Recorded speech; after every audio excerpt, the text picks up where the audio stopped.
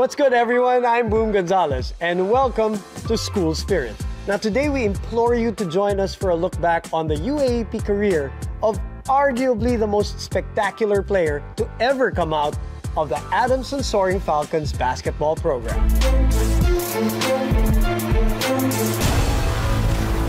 Kenneth Duremdes is one of the most explosive players in college hoops history, and benefiting from his spectacular gifts are the Soaring Falcons. Now, without a doubt, he was the main reason why Adamson became a major force in college hoops during the early 90s. Now, before flying high in the PBA, Captain Marbel began spreading his wings as a Soaring Falcon. But his pathway to stardom was met by a myriad of obstacles. Find out how he persevered and succeeded here on Glory Days.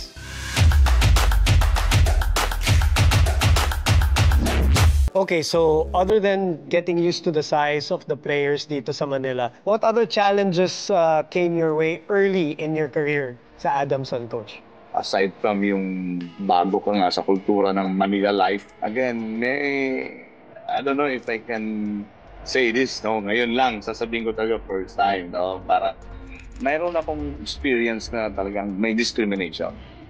When it comes to, again, from a boy, coming from a province, coming in dito sa big city. To them, I don't know kung if you're a threat or, again, if you're a Bisaya, if you're from Mindanao, if you're Visayas, parang gano'n, may mga factors na gano'n eh. You don't belong here, parang gano'n. Oh, bakit nandito to? Parang, ito naman si Bisaya, ito naman si... Marami silang mga term na ginagamit sa'yo. Everyday na maririnig mo sa kanila, verbally yan. And physically, may pamaon ka lang yan everyday. Basketball lang naman to, pero dadating araw, sabi ko, gagaling ako. Titiisin ko lang muna to.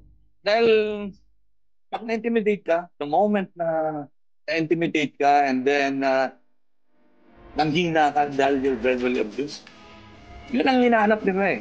Bibigay ka eh. Kasi pag bibigay ka, one man down. Nakita nila na you're weak, 2 down, 3 down, 4 down. So lumilit na lumilit. Ilan na lang sila ngayon.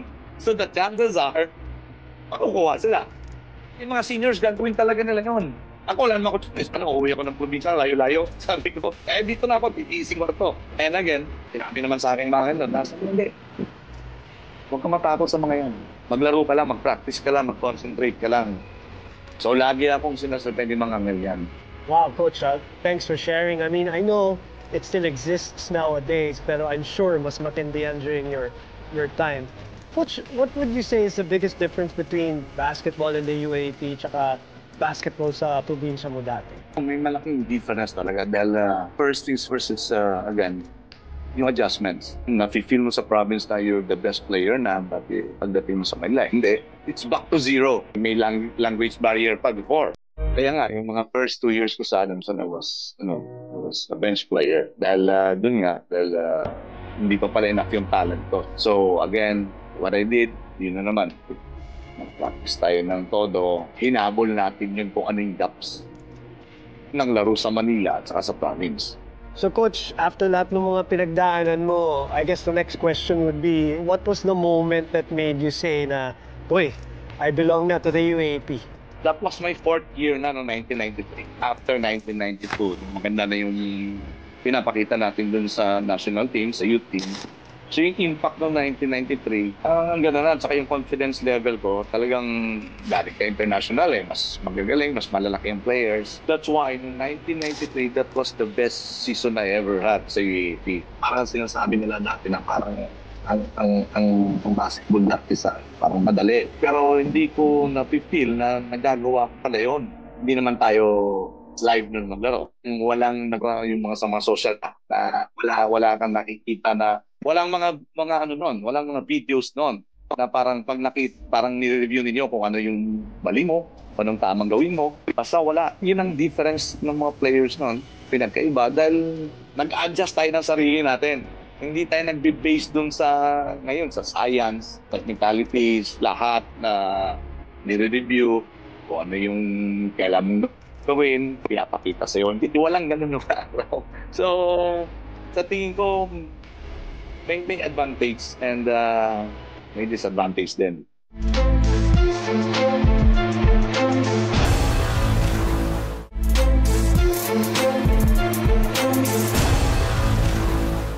Alam mo, Coach, naririnig ko itong mga kwento mo. Grabe yung mental toughness mo. Yan yung parang theme nito na napupulot ko. It's so inspiring for me, for all the kids who are watching this right now, definitely. Now, let's go back to that best season, Coach.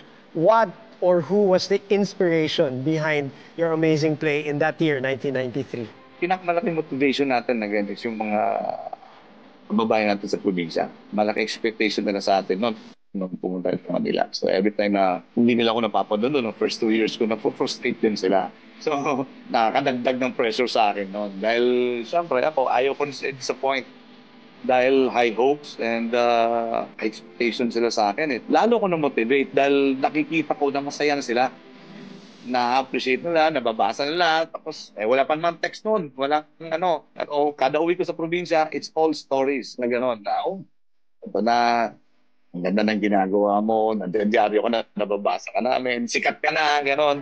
Pero sabi ko, malayo pa, dahil nasa college pa lang tayo. Pero sila talagang tuwang-tuwa na. That moment, that time, na parang sa akin, wow, parang na-inspire ko ang mga taong to, lalo ng mga kababayan. Grabe, Coach, na-imagine ko na yan, yung mga kababayan mo sa probinsya na nagkukumpul-kumpulan, nagbabasa ng dyaryo, tinitignan yung mga pangyayari, tsaka yung pangalan mo, tsaka kung ilan in-score mo. Yan yung social media dati, di ba? So, dyaryo talaga. Okay, Coach, since we're talking about best moments, what's your best game as a Soaring Falcon? Can you tell us? Yung 93 season kasi ng AAP, parang feeling ko rin yung every game, best game siya eh.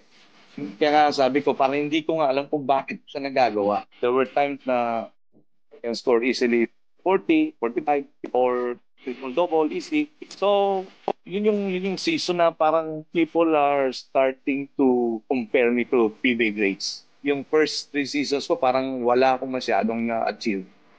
And nabigyan ako ng magandang chance itong 4th season ko. Maybe dun sa mga exposure ko sa national team. So may isang game na siguro na maalala ko na ito, we're playing against Ateneo. Yung Ateneo, home court advantage lagi yan eh. Nung mga panahon ng UAP, ang home court nilang ginagamit eh. Sa Ateneo eh. So, ang UAP games dati dun sa Loyola. So, pag kalaban mo Ateneo, talagang wala kang magagawa. Buong school nandoon. So, meron yun silang 1-2 punch dati na high-scoring players na nakalaban ko, and it was Vince Tixon and Vince Season. Pero that time, nung tinalo namin sila, yung score ng dalawa, score ko lang. Parang yun nangyari, and tinalo namin sila. Home court pa nila. But it was a close game. Napaka-close ng laro na dahil grabe yung dalawang yun. Kung score nung araw, si Vince at si Vince Tixon. You were practically in the zone, not for one game or 1 week. Parang the whole season yata, Coach, in the zone ka eh. Can you still recall how you were able to come up with yung mga triple-double na yan at saka mga 40-point games na yan? During those times na nagkaroon tayo ng mga best performance like triple-double, scoring 40s, DC, think ko yung factor doon is again yung physical condition mo sa player. Kung doon games news every weekend, pero again, kung magpabaya ka for ang practice kasi ng school is Monday to Friday. Pag nagpabaya ka dyan, pagdating ng game time, so Monday to Friday, practice lang rin ng practice, scrimmage, ganun lang. Kaiba yung game shift eh. So, kailangan alam mo paano yung pag-approach nung araw na pag-game, talagang game dyan, hindi na to scrimmage, hindi na to practice. So, may malaking difference. Unlike ngayon, maraming mga players, maraming schools, maraming chances na mag-tune up. Tune up tayo during weekdays, pwede yun. Ay, nung araw, ang tune up namin, off-season lang eh. Not only physical, dahil nga nagpa-practice ka naman ng 1 week, pero pagdating ng game time, iba siya. So, kailangan din ng mental. So, malaking adjustments. If somebody comes up to you and asks, what did Kenneth Duremdes do for Adamson University? Ano yung sasagot mo doon? Hindi ko yung impact namin nung time namin nila Marlo and sa akin, sa Adamson, malaking bagay. When it comes again to athletes coming in and students na nagkaroon ng interest to enroll sa Adamson. So, nakikwento sa amin ng mga pare nung sa amin noon na pag magandang performance ng basketball, gumaganda rin ang enrollment rates nila. Nagkakaroon ng followers. So, yun ang sinasabi nyo nun sa amin na kailangan magandang performance natin yearly dahil kayo ang nagiging role models ng Adamson University. So, to us again, it's another challenge na kailangan galingan nga namin. Nagpapakita namin na yung Adamson is again belong to the elite schools na lagi na lang pinag-uusapan. So, hindi nga lang nararamdaman ng karamihan yan ng araw na yan dahil dyaryo lang. And then yung TV nun, hindi siya live. It's delayed telecast.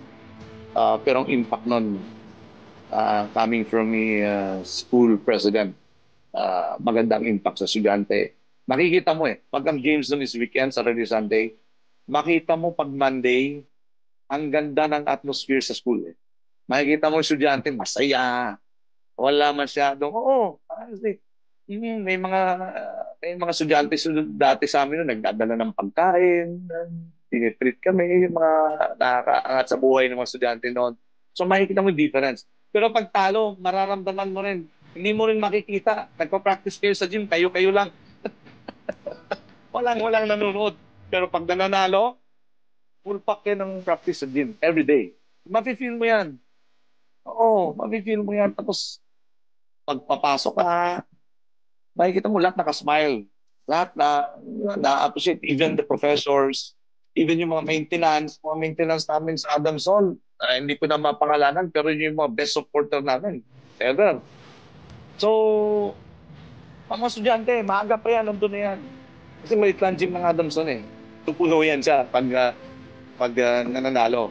Pero noong 1993, dahil nga laging panalo, lagi yan. Lagi yan puno ang gym. Coach, grabe. Sobrang inspirational yung mga words mo. You're not only a coach, you're a motivational speaker. Galing. Okay, I want to ask, Coach, saying all of these things, does that mean you're still attached to Adamson basketball? Pag nananalo, natatalo, yung mga balita na nababasa mo, do you still get affected in the last 5 to 10 years? Still an attachment to the school. Yung school talaga magbibigay sa iyo ng stepping stone kung saan man ang gusto mo.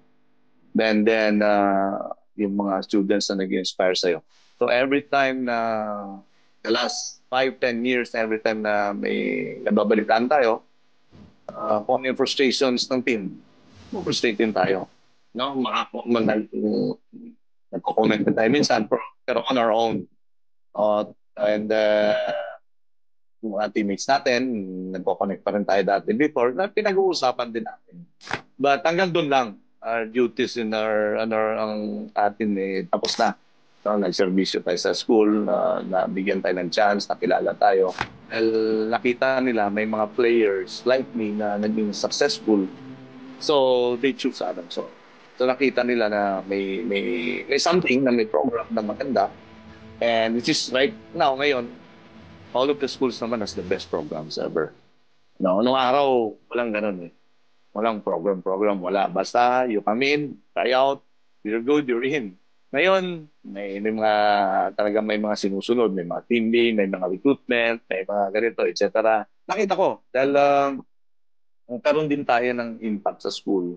So, itong mga younger players ngayon na nasa Adamson na nagpa-try out and naglalaro, baka lang, yung mga tatay nila nung araw na ikwento tayo. At yan ang player na nagpasikat ng school and gumanda laro. So why don't you play for that school?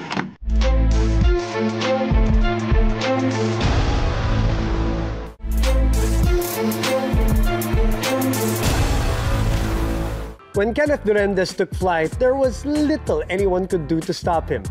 But of course, he had to be at his absolute best because he was up against the nation's most elite hoopers. Now meet the players who propelled him to the top here on Rival Schools.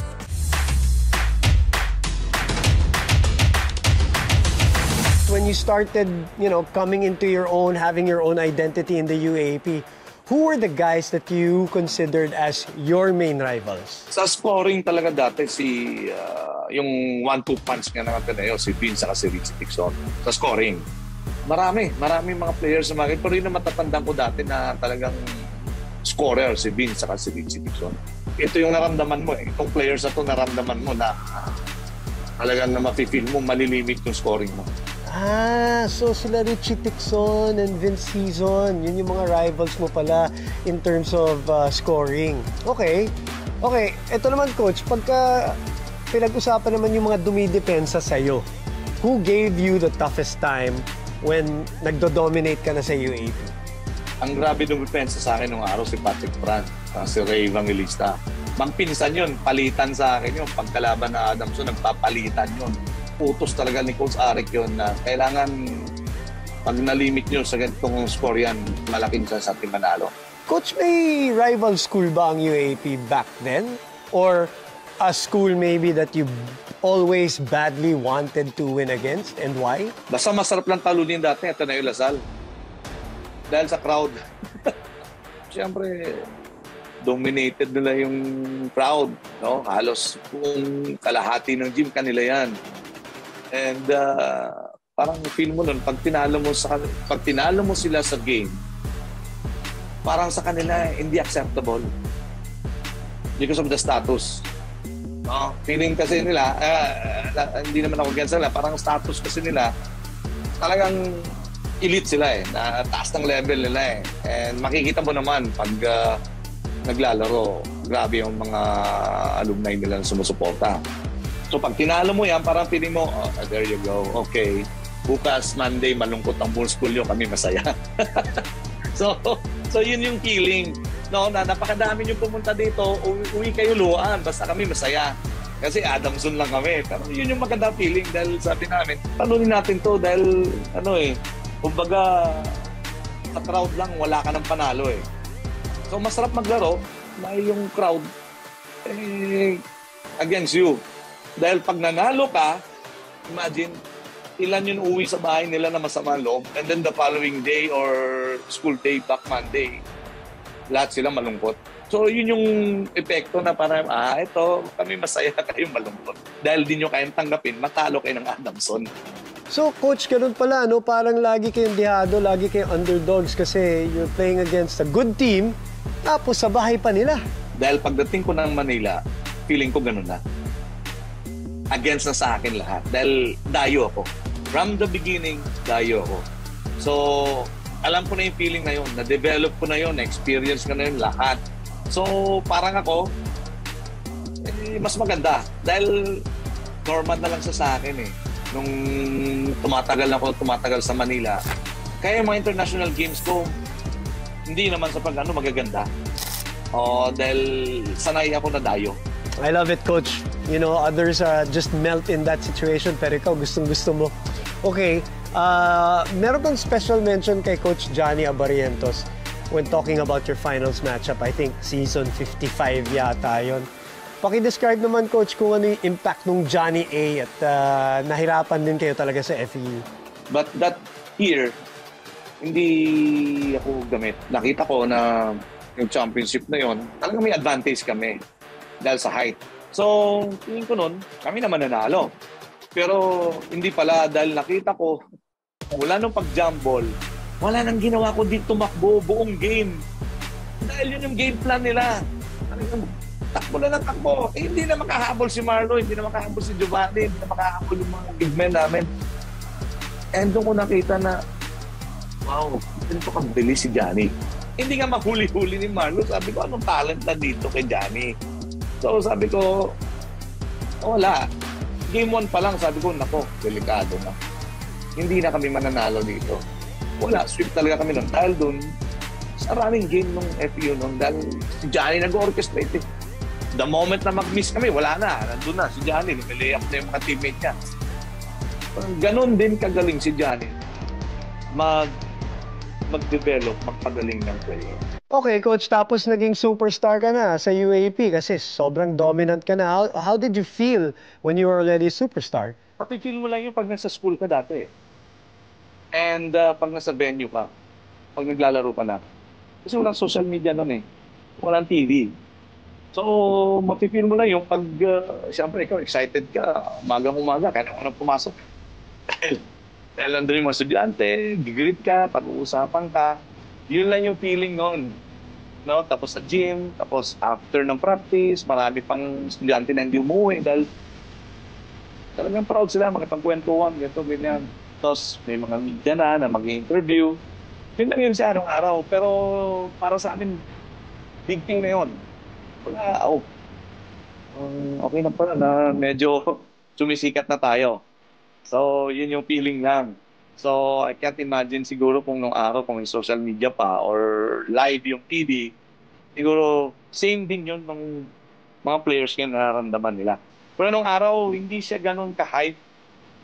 Hindi siya ganun ka-hype.